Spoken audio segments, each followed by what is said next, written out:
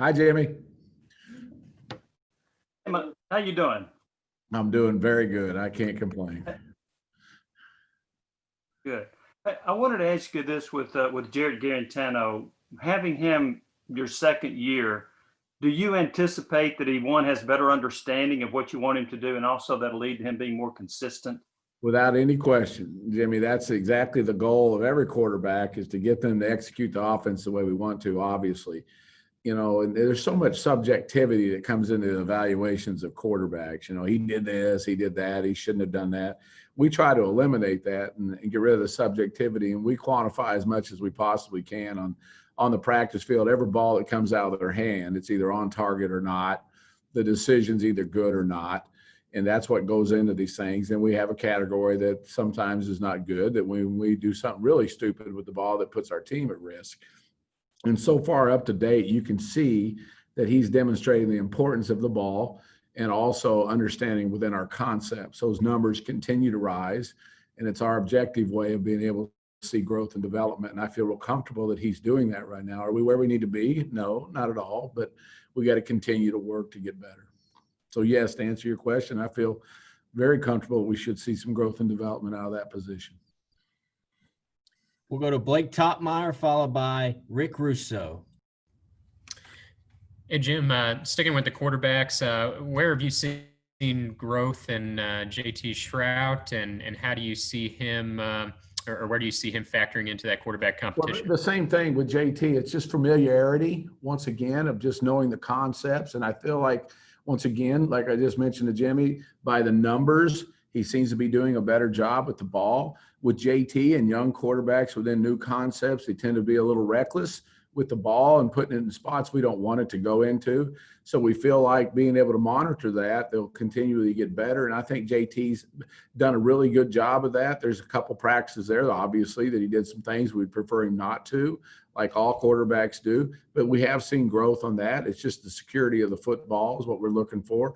But I feel like he's much more familiar within the concepts and progressing through where we need him to go. Rick? Hey, Jim, good to see you. Along the same lines of what Jimmy was talking about, going into another year, and yes, it's been an unusual off season. Do you feel like the guys are becoming more comfortable with what you want to do on that side of the ball? And speaking of the pandemic, Coach, how's that been for you and your guys trying to make it through this difficult time? It is what it is. As a coach, you learn real quick what you can control and what you can't control. We preach it all the time, and unfortunately, we were forced to live what we talk about here for about 6 months. So we can't control some of the stuff that we have to do. So we've learned to live with this, and coaches put schedules together for us to follow, and we have to follow protocols like everybody else does and how we train our kids. But I feel comfortable. We're kind of in a way of doing things and doing business right now that is going good. And so far, so good with the development of the quarterbacks. It's just been a constant learning curve. I think the familiarity, I think anytime, I don't know, just me, any coordinator you look at, I think if the systems don't change on them from year one to year two, you will see improvement. You should see improvement. And our anticipation is we see that also. We'll go to David Ubben, followed by Brent Hubbs. Jim, where do you see that backup quarterback spot standing right now, and any of the young receivers standing out to you so far? Well, right now everybody's playing football. The equal reps across the board with JT Bryan, also with Harrison, and we're giving everybody as many reps as we can. Everything's up in the air. We're way too early to make decisions on that, and coach is trying to keep us in the most competitive environments we can. They got to be put under the fire. We have to see how they're going to react when things happen like that to feel comfortable with them playing. They'll earn that 2 spot and that 3 spot and that 4 spot. Unfortunately, that's life. Somebody's going to get a little better than the other one, and we'll sort that out as the thing goes on. I feel like that's where we're at right now. So nothing's cut and dry one bit. There's competition throughout the team, but particularly at that spot. The young receivers? Talent, very talented. They'll go fast, man. They might go the wrong way fast, and that creates some problems, but they're going fast on the football field. I'm very pleased with the kids that we brought in here as young wide receivers. I think they're going to be just fine. I think you'll see them on the football field helping us quite a bit. it's our job to get them ready to roll. You know, that I think they all have a passion for the game, which you really never know when you walk on the football field, the competitive character of these freshmen until you get them out there. You have an idea, but you really don't know. But these kids all love the game of football. That's the one quality they all share. They all want to be good, and they can all run. So, and they can all catch. There's even an added quality to a good wide receiver. They can catch, run, and they love football. So there's really not a lot of barriers other than knowledge that gets in their way of being productive for us. Brent? Jim, on your offensive line, how different is life there now compared to a year ago? And where's the balance of continuity, competition, cross-training, and all of those things, given how unusual the last few months and not having spring practice has been? You know, I think that's always the issue. And early in camps, we tend to try to move people around as much as we can to kind of force some uncomfortable stuff with them, trying to find out how many kids we feel like we can line up at tackle and play with, and how many centers we possibly have, how many guards we have. So there's a lot of stuff moving around. We have a lot of moving parts now. But I will say this, that Will's done a good job with these guys, and technically they're getting better every day. It's just keeping that pressure on them. We have more competition at positions, which inevitably should make you better as we work our way through it. So I'm pleased with that. Am I pleased with everything we're getting done? No, I'm not just talking about the line. Every day, it seems like we'll take 2 or 3 steps forward and take a step back. So we got to get some consistency is the word we're looking for, and just how we perform and how we practice, just overall practice habits. We got to continue to get better at that and focus on that when we go out on the football field. We'll go to Patrick Brown, followed by Vince Ferrara.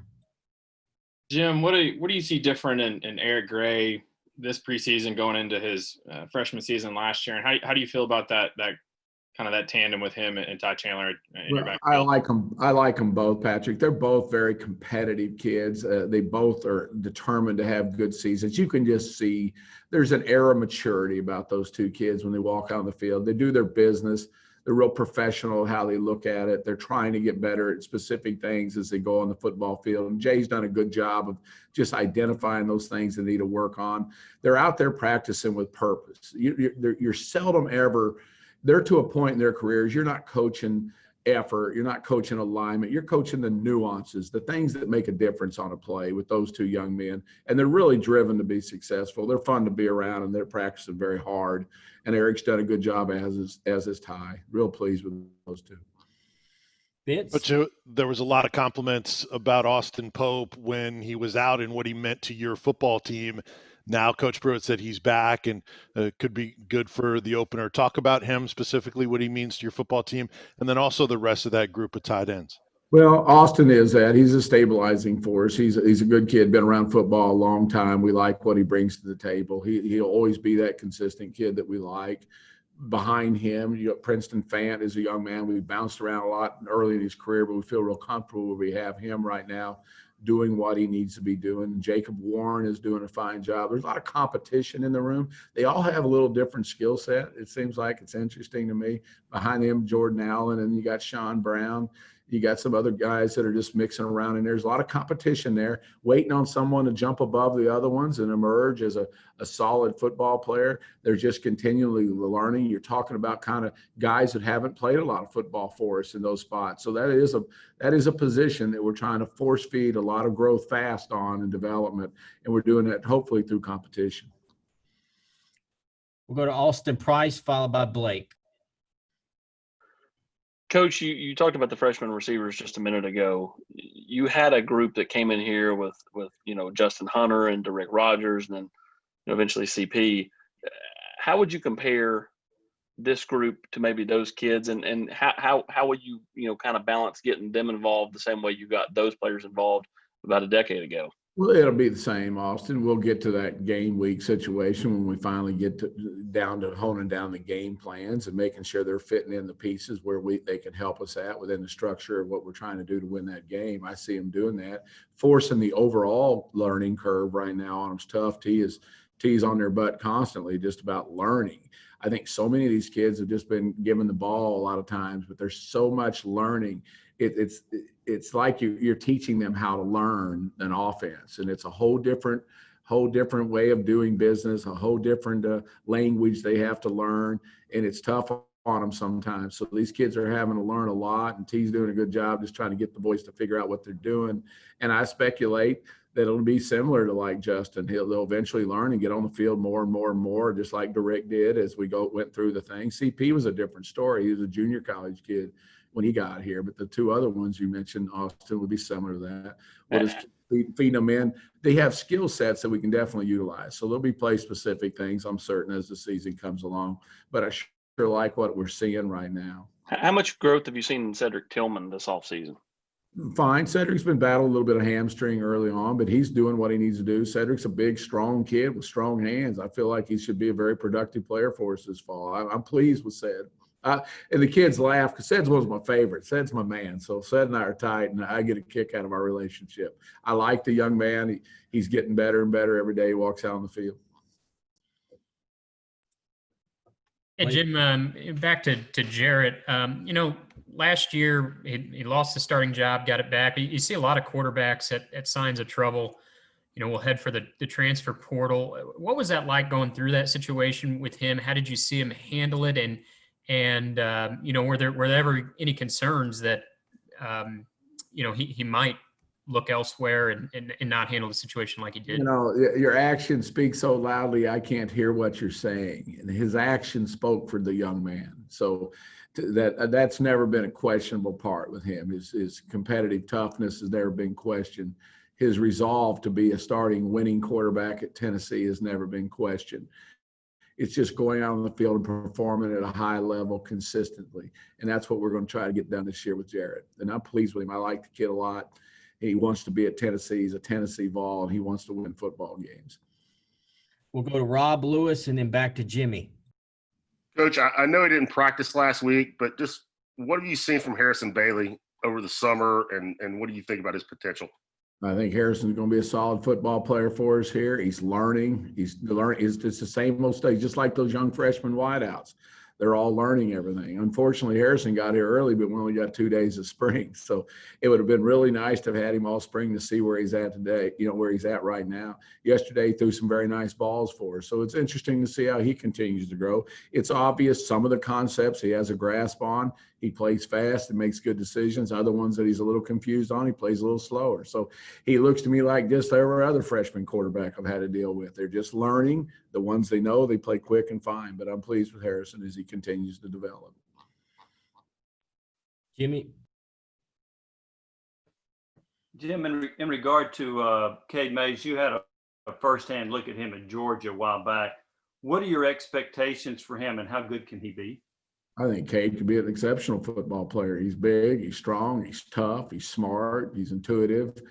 That's what he needs to do. He needs to go out and football play. He's a rugged football player. He loves to play the game. I mean, arrows up on Cade Mays. I mean, he's a good player. I like him. All right, we'll go back to David. I moved out of the center here, so they moved me back. I don't know. I haven't moved a bit, and all of a sudden I got wiggled, so I'm learning it. Back to Jarrett for a little bit. How would you assess his 2019 season, and what does that compare to what you're seeing from him in this offseason? You realize there's no questions pre-COVID. That's held. So we can't. That period of all of our lives really didn't even exist. So we're moving on. Inconsistency, flashes of very talented arm talent and good plays, but inconsistently. He would be the first to admit that. I mean, he just did in the new system. What was it? His third system in college. So some expectations there might have been a little high for him. But at the end of the day, whoever we put out there to represent us has got to perform at quarterback. I mean, you guys all know, and you're the first ones to realize it, maybe the second. But you got to perform at that position with consistency. And I think that's where Jarrett would say he needs to perform and get better at. We'll close with Rob Lewis. Way to go, Rob. Bill, I didn't have my hand raised. Oh, okay. All right. We'll go. I see Trey Wallace has his hand. We'll have him close. Jim, when you look at a player like Ramel Keaton and him being able to return to the football team this year and try to lead that wide receiver group, who else is kind of stepped up for you think, when it comes to leaders? I know you mentioned Cedric Tillman, but is there anybody else that stood out to you so far?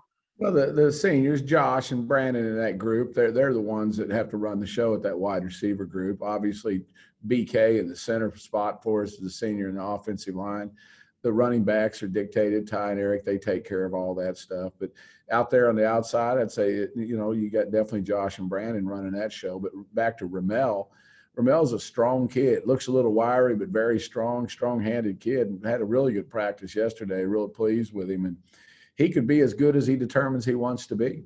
That's Ramel. He's still a young player, learning, but boy, when he wants to go, he's a good football player. All right. Thanks, Coach Chaney. We appreciate it. Hey, guys, I can't tell you how much I've enjoyed this. It's been fun. Hit me up sometime. Find me on Twitter. I'll see you guys. We'll see you next spring, Jim.